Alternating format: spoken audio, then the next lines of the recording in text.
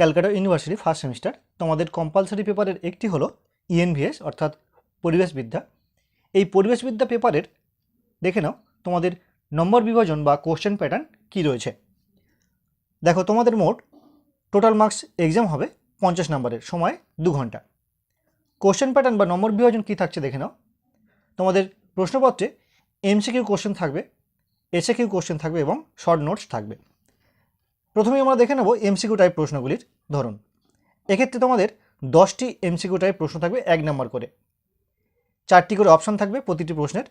এক্ষেত্রে বলে রাখি, এই যে 10টি এমসিকিউ টাইপ প্রশ্ন থাকবে এখানে কিন্তু কোনো অতিরিক্ত বা এক্সট্রা কোশ্চেন থাকবে না। 10টি প্রশ্ন থাকবে, 10টি প্রশ্নের উত্তর করতে হবে বাধ্যতামূলক, অর্থাৎ 1 নম্বর করে তোমাদের 10টি প্রশ্ন থাকছে।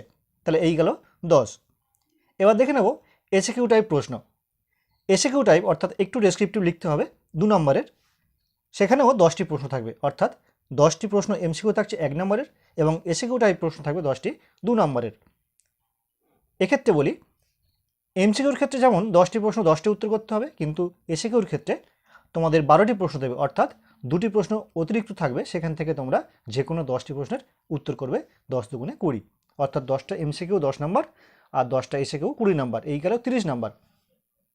সঙ্গে থাকছে টিকা টাইপ প্রশ্ন, টিকা ধরনের প্রশ্ন। সেক্ষেত্রে নম্বর বিভাজন ভাগ হতে পারে 5 নম্বরের। এক্ষেত্রে তোমাদের 4টি প্রশ্নের উত্তর দিতে হবে 5 মার্কসের বা 5 নম্বর করে, অর্থাৎ 4 5 এখানে 20। এক্ষেত্রে বলি, এই যে 4টি প্রশ্ন তোমরা উত্তর দেবে, এখানে 6টি প্রশ্ন থাকবে, অর্থাৎ 2টি এক্সট্রা প্রশ্ন থাকবে। সেই 6টি প্রশ্নের মধ্যে তোমরা যে কোনো 4টি প্রশ্নের উত্তর করবে, অর্থাৎ 4 5 20, আগে 30, এই 20 50। অর্থাৎ এখানে তোমাদের বা এই পেপারে তোমাদের বড় প্রশ্ন অন্যান্য পেপারের মতো 10 15 বা 25 কিছুই থাকছে না। যা থাকছে তা হলো 10টি এমসিকিউ 1 নম্বরের 10, 10টি এসএকিউ 2 নম্বরের তাই 20, আর 4টি শর্ট টাইপ নোট 5 নম্বরের 20। এই 10 20 আর 20 মোট 50। তো এই হলো তোমাদের কম্পালসারি পেপার হিসাবে ইএনভিএসের কোশ্চেন প্যাটার্ন।